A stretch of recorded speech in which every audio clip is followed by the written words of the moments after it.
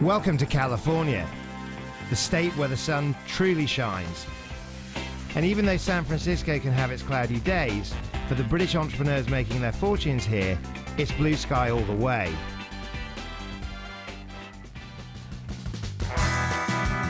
Our first appointment was downtown at a reception for entrepreneurs, hosted by UK Trade and Invest. Hey, welcome.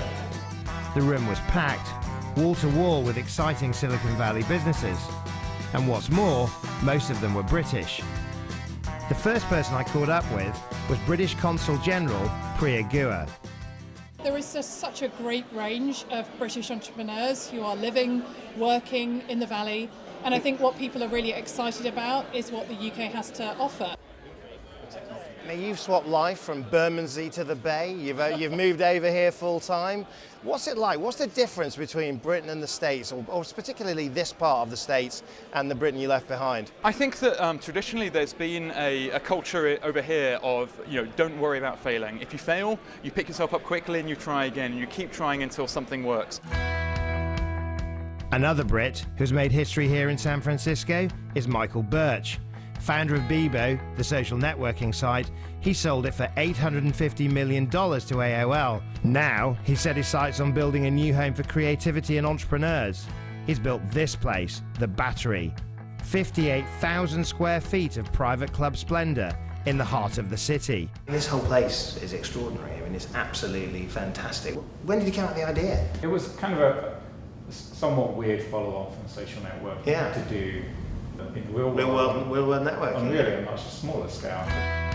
From the penthouse Sky Bar, we moved down to a quintessentially famous British export, the pub. And what better place to meet two more highly successful English entrepreneurs? David Richards is the CEO and president of big data sensation WANdisco. New kid on the block Jon Reynolds co-founded SwiftKey, the technology powering Samsung's S4 keyboards. David, I mean, you talked about the fact that you were going to get here no matter what. I mean, this was always an objective. Why? What drew you here? Things were possible here that were not possible anywhere else. I remember picking up, I was living in North London at the time. I went to the local newsagents, picked up a newspaper, and it was all about the Yahoo IPO. And you simply had to be here. You couldn't do it anywhere else. This is where venture capital actually lives and breathes and funds those early stage businesses. Explosive growth is why you're here, I guess, in some respects.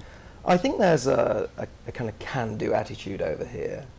You could have a conversation downstairs in the Battery here with somebody and say, let's go out and create, one of the top 10 software companies in the world. I don't think that you'd see that conversation happen in the UK. And I think a lot of things in the UK kind of follow what happens in America. I mean, in America, you can have the craziest idea in the world and keep a perfectly straight face whilst having a conversation about it. And no one makes fun of you. And they're like, oh yeah, that could work, couldn't it? What can you learn here that you can't learn in Britain? It feels like the ideas are happening out here. Now, it doesn't mean that great ideas aren't happening in Europe or in the UK, but more of them right now are coming out here. So I think often by being out here, you may hear of something 6 months or a year earlier than you would do back in London. If you were to try and sort of put your finger on why it's great, what's the magic that's here? I think partly it's just a chicken and egg thing. I mean, it's because it's all here. It's where, to your point, everyone comes here. I think there's probably 10 times more of everything out here.